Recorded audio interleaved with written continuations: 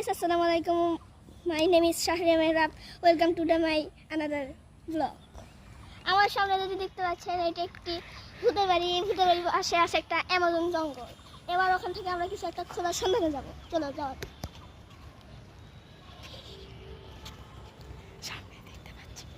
সামনে দেখতে পাচ্ছেন এটা হলো অ্যামাজন জঙ্গল।